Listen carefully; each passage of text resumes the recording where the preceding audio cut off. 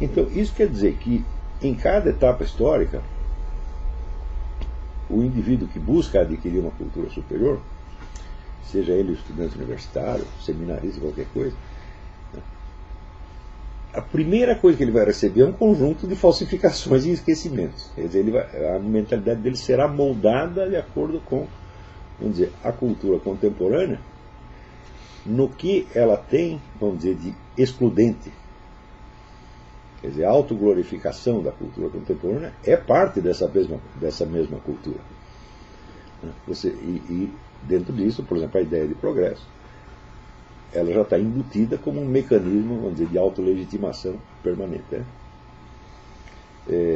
Ou seja, a coisa mais incrível é que, quando você pega pessoas que são relativistas históricos, que não deveriam acreditar em progresso de maneira alguma, eles de fato dizem que não existe progresso histórico, você não pode raciocinar nesses termos, mas, na prática, né, eles se consideram muito superiores a todos os seus antecessores. Quer dizer, não saem desta visão criada pela ideologia do progresso. Não consegue sair dela. Porque a ideia do progresso, a existência de progresso é um fato. Você não pode negar que às vezes as coisas melhoram, mas às vezes as coisas também pioram. Tá certo? Então, a existência de alguns exemplos de progresso efetivo é uma realidade histórica inegável. Tá certo? Então, você não pode ser contra a ideia de progresso, nem contra nem a favor. Quer dizer, progresso é uma unidade de medida que você deve aplicar aos acontecimentos históricos para saber aonde ele se realizou e aonde ele não se realizou. Qual é o contrário do progresso? Você dizer o atraso? Não é isso? Ou a regressão? Eu falo, não. Porque o tempo só vai para frente, o tempo nunca vai para trás. Isso aí é absolutamente impossível. Tá certo? E qualquer processo temporal, ele é constituído sempre de mudança. E sempre haverá deterioração de alguma coisa e emergência de outra coisa. Tá certo? Então, praticamente qualquer época pode ser vista ou como de progresso ou como de deterioração, mas nunca de atraso. Você está entendendo? Atraso não existe. Quer dizer, porque não existe um relógio histórico, né, que possa, vamos dizer, medir toda a civilização e toda a sociedade e dizer, olha, às tantas horas você tem que estar em tal lugar, tá certo? Porque eu estarei lá. Isso aí, a ideia de atraso é, vamos dizer, um subproduto mecânico, né, da ideia de progresso. Progresso existe, atraso não. Você está entendendo? Você não pode dizer que uma sociedade que ficou estática durante 5 anos está atrasada. Está atrasada em relação à outra, mas ela não faz parte da outra. Isso quer dizer que, para ela ser uma sociedade que está em progresso, ela teria que abandonar a sua própria autorreferência e se medir por uma outra, mas isso seria a extinção dela. Então, essa ideia do atraso é uma ideia autocontraditória. Atraso histórico não existe de maneira alguma. Então, o progresso ainda pode ser uma noção cientificamente aceitável. Atraso jamais. Dentro de uma mesma cultura, por exemplo, você pode medir, por exemplo, uma maneira de medir é aquela sua teoria dos patamares, né? Você vê se a nova geração apreende os patamares anteriores. Sim, mas isso dentro de uma cultura determinada. Não é isso, mas mesmo no caso, quando você perde de vista o patamar, não quer dizer que você atrasou, quer dizer que você deteriorou. Não é isso? Que as coisas deterioram, eu falo, bom, qualquer pessoa que já esteve doente, né, e já sarou, sabe o que é deterioração. Qualquer sujeito que teve dinheiro e perdeu, sabe o que é deterioração. Então, a existência de deterioração também é, vamos dizer, um fato permanente da existência humana, uma possibilidade permanente da existência humana. Então, corresponde a alguma coisa. Né? Mas atraso, você só pode falar atraso quando existe uma escala pré-determinada. Não é isso? Então, digamos, se você pretende realizar alguma coisa, tá certo? E ela demora mais tempo do que você esperou, você diz que você está atrasado. Não é isso? Mas eu acho que isso historicamente nunca aconteceu com uma sociedade. O que se fala de atraso é porque você mede uma certa cultura, uma certa sociedade pelo parâmetro da outra, baseado no pressuposto inteiramente imbecil de que uma deveria estar igual à outra. Você não sabe, na verdade. Entendeu? E, sobretudo, porque medir uma pela outra significa já destruir a primeira. Se uma cultura permite ser medida na régua da outra, ela já perdeu sua autonomia, ela já se transformou numa subcultura da outra. Então, quer dizer, o progresso seria... Para você entrar na linha do progresso, você teria que se autodestruir. Então, tudo isso aí isso quer dizer que, historicamente falando, progresso não é o contrário de atraso. Está entendendo? Agora, raciocinar em termos de progresso e atraso, você sabe que é uma coisa que está tão arraigado na nossa cultura atual, que já virou quase um automatismo. Eu já falo de sociedades atrasadas. Né? Você pega, por exemplo, você pega lá, sei lá, a sociedade na Zâmbia, está atrasada. Mas está atrasada em relação ao quê? Você acha que Zâmbia deveria ser Nova York? Da onde você tirou esta ideia? De que uma coisa deveria ser a outra. Tá certo? Não tem sentido. Você pode dizer que a situação da Zâmbia está muito ruim, que eles estão morrendo de fome, que está tudo estragado, mas atrasado não.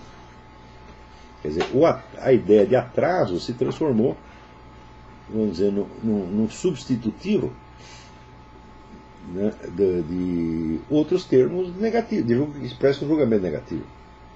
Para você não dizer que está ruim se ele está atrasado. Não é isso?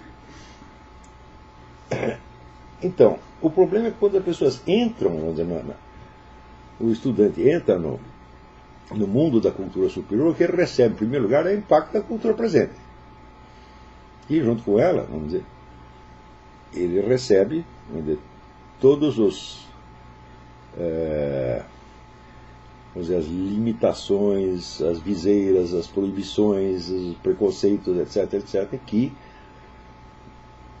vamos dizer, só vão permitir que ele evolua em determinados sentidos. Quer dizer, a cultura implica a vigência de uma determinada cultura implica também a existência, por assim dizer, de carreiras, né, intelectuais pré-determinadas, quer dizer, um esquema pré-determinado da carreira intelectual. Tá certo?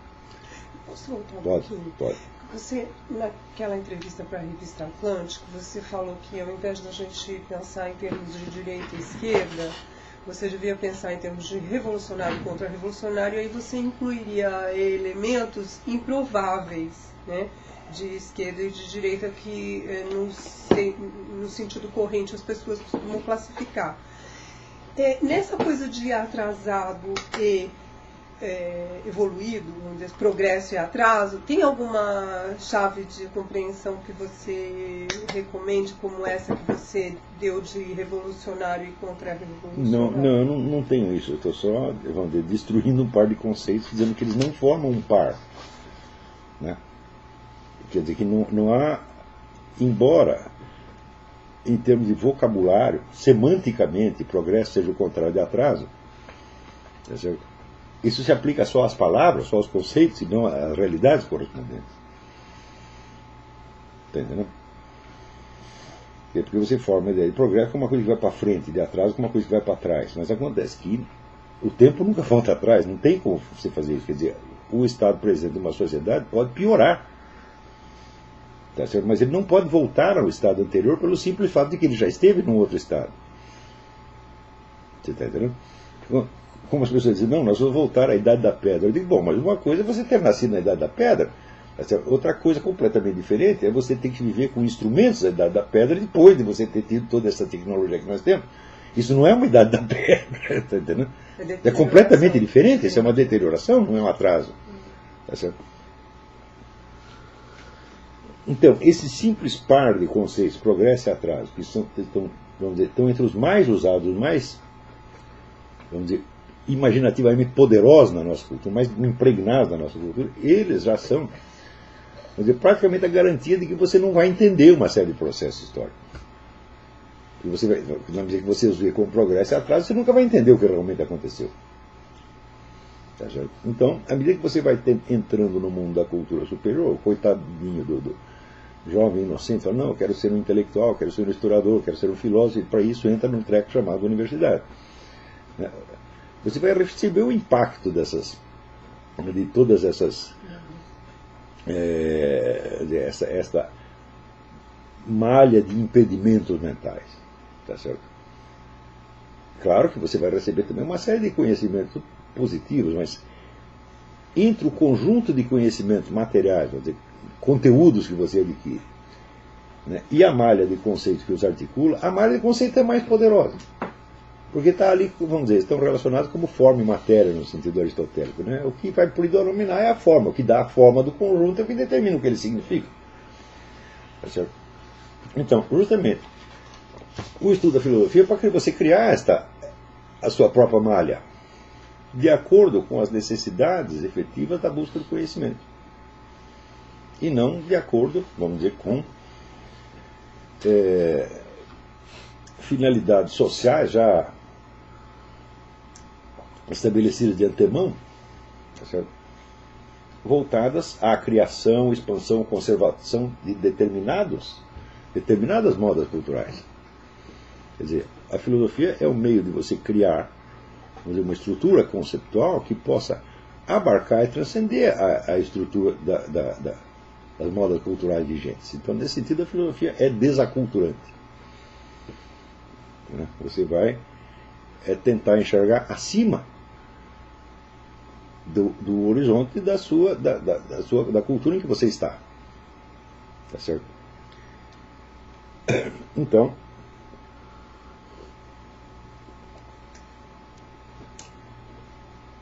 é claro que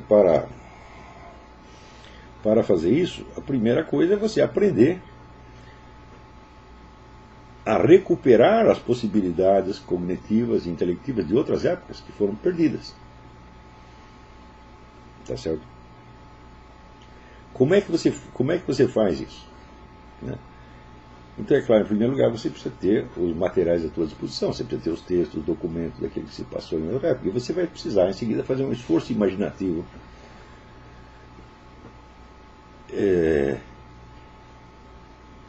que lhe permita não é compreender os autores antigos como eles mesmos se compreendiam, mas compreender a sua própria situação como eles a compreenderiam. Tá certo? Então, você vê aqui, se você vai estudar, por exemplo, Platão, desde o ponto de vista da cultura contemporânea, você nunca vai entender Platão. Vou dizer por quê. No século XX, nós passamos por uma série de mutações culturais importantes, mas agora nós estamos passando por uma gigantesca. Esta uma é o seguinte: toda a cultura moderna, a sociedade moderna é determinada por um fator chamado tecnologia. O impacto da tecnologia na sociedade e na cultura, ele só foi sendo, vamos dizer, levado às suas... só foi sendo percebido e, vamos dizer, integrado na consciência humana aos poucos. Isso quer dizer que nós falamos, quando as pessoas dizem nós estamos numa civilização tecnológica, falam, não, não estamos ainda, tá certo? Porque a tecnologia determina a maior parte, uma parte importante dos processos sociais, mas não determina todos. Ainda tem muita coisa que é baseada em processos, vamos dizer, que não tem nada a ver com a tecnologia. Tá certo? Por exemplo, você vê um número enorme de pessoas que são religiosas, por exemplo, né, elas estão vivendo dentro, pelo menos parcialmente, dentro de uma atmosfera cultural, onde a tecnologia não tem nada a ver com a história. A tecnologia não é, vamos dizer, nem contra nem a favor, isso aí é outro departamento. Mas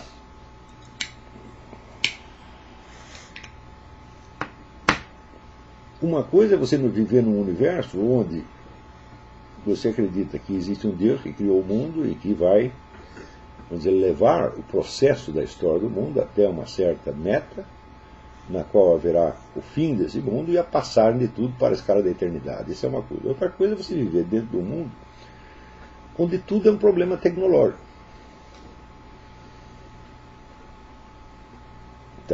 Na medida em que o impacto da tecnologia na sociedade aumenta, a tendência da cultura é encarar tudo sob a categoria da tecnologia. Não é isso? a primeira e mais imediata consequência que isso tem. Quer dizer, imediata, mas não é rápido. Isso leva muitas décadas, pelo menos, para que isso aconteça. A primeira consequência é que tudo aquilo que esteja fora da possibilidade de ação tecnológica acaba ficando fora da imaginação também.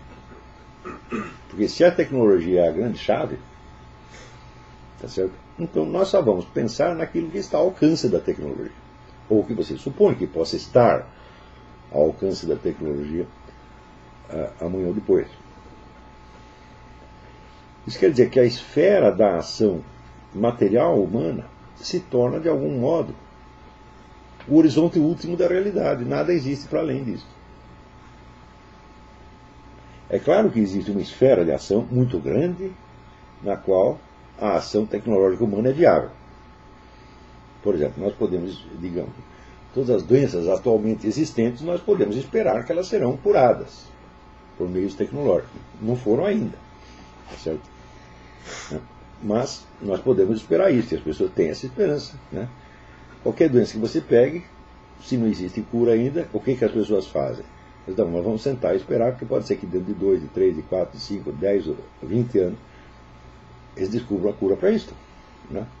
Cada aidético no mundo vive com esta ideia. Não é isso?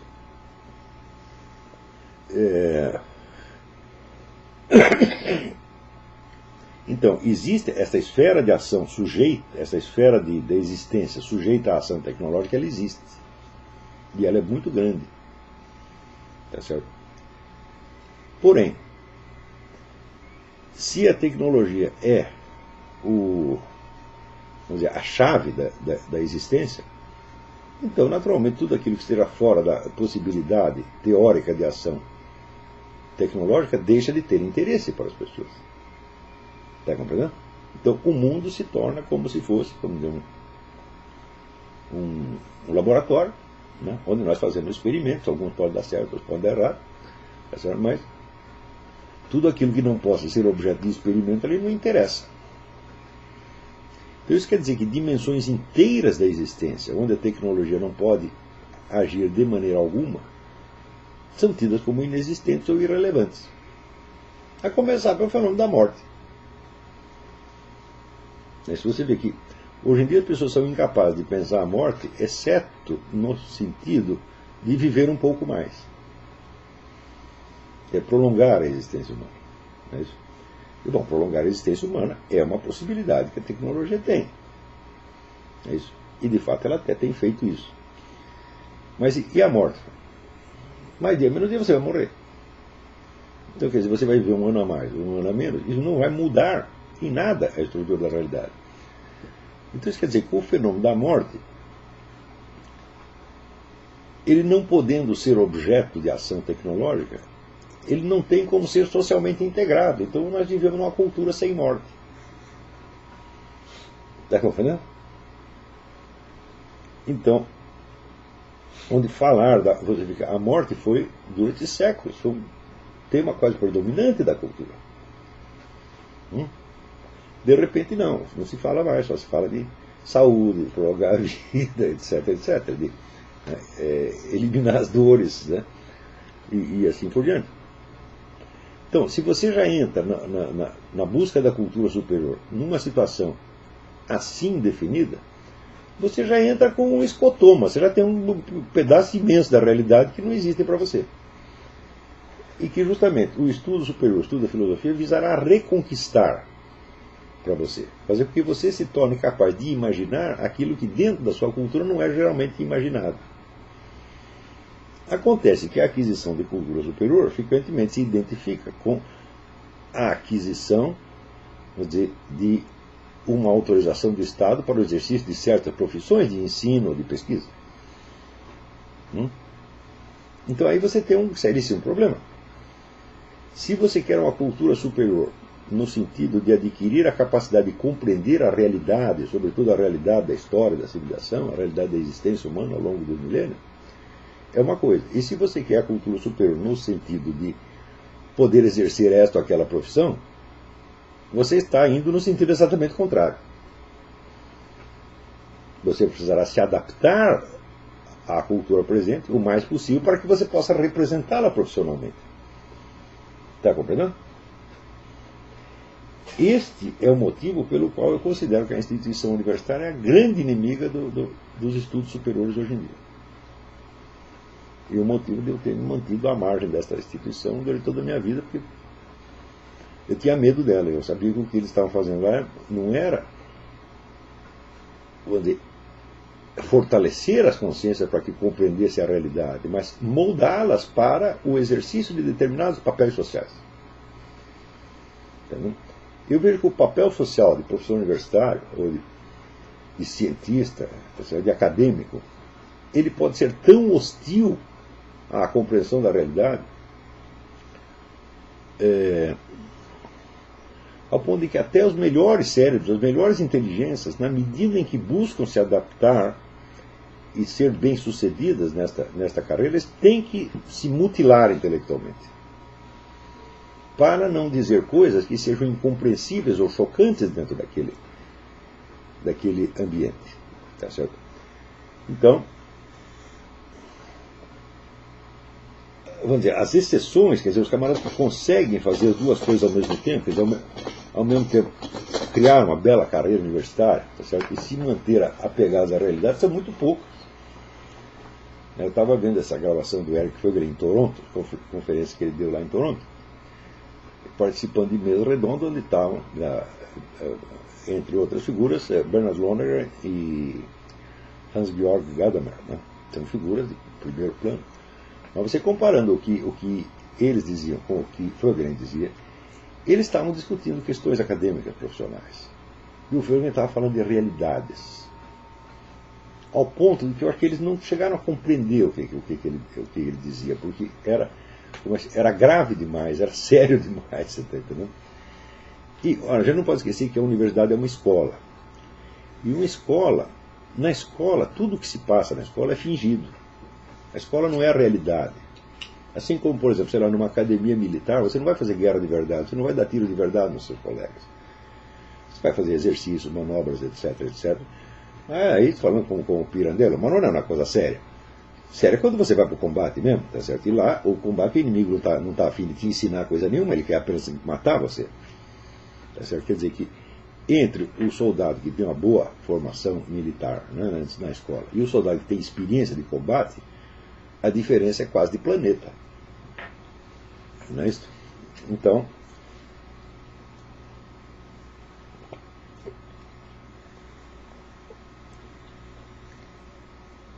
isso quer dizer que tudo aquilo que tenta se adaptar à mentalidade escolar está imitando a realidade, mas imitando de longe.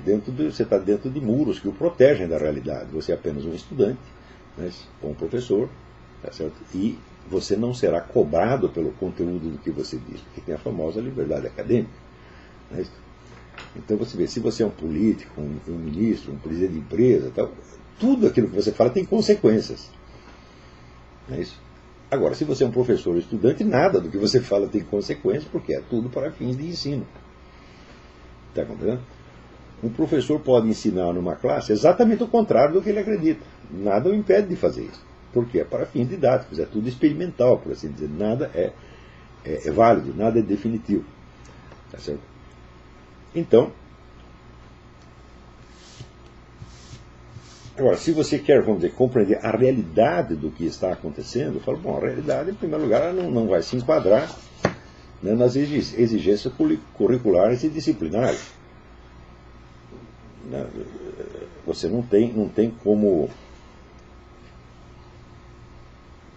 vamos dizer, reduzir a realidade àquela, vamos dizer, articulação de enfoques padronizados e correspondentes aos nomes das várias disciplinas, e muito menos, né, correspondente às várias gradações, né, curriculares do aprendizado.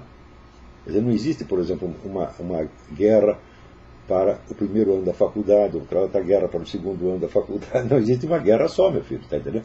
Não existe uma guerra para os economistas, outra para os sociólogos, outros para os cientistas políticos. Não, existe uma guerra só. Agora, se eu, por exemplo, eu sou um cientista político e estou dando aula para o primeiro ano da faculdade, Então eu vou ter que selecionar desta guerra aquilo que combina com a minha disciplina. Eu vou ter que recortar de acordo com a exigência da minha disciplina e não com as exigências do fenômeno objetivo chamado guerra. Então, eu quero dizer que quanto mais a instituição universitária cresce, né, e se torna ela própria um instrumento essencial de manutenção do funcionamento da própria sociedade, tá certo? Menos ela se presta à busca do conhecimento. Então isso aí virou uma tragédia já, a grande tragédia do século XX, você vê. Tanto você vê que as universidades, nas últimas décadas, não só no Brasil, mas toda a parte, né, se transformaram mais em centros, vamos dizer, de arregimentação política, de formação de militância, vamos dizer, para a defesa das ideias mais imbecis que existem no universo, do que para servir para a formação de intelectuais de primeiro plano. Praticamente não existe nenhum intelectual de primeiro plano que esteja bem integrado no meio universitário. Os melhores em cada área, eles sempre estão, no mínimo estão um pouco fora. No mínimo tem um conflito, né, com eles. Também não podemos esquecer que a universidade é uma instituição educacional de massas, não de elite. Se dirige cada vez mais a uma massa indistinta, quer dizer, todo mundo pode ser bacharel, pode ser doutor, pode ser professor, etc. Quer dizer, considerado um direitos fundamentais da humanidade, é o direito a um canudo. Tá certo? Então é claro que isso aí torna ainda mais difícil, né, a articulação entre a educação universitária e busca do conhecimento.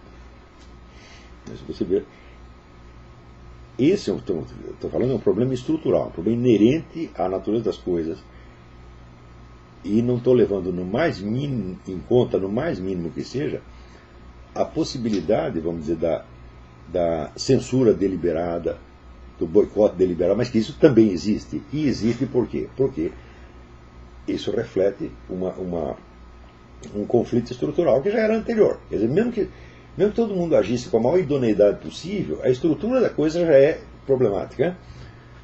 Mas o fato é que as pessoas não agem com a maior idoneidade possível. Existe todo um aspecto ali de disputa de poder, de conservação do prestígio de classe, etc, etc.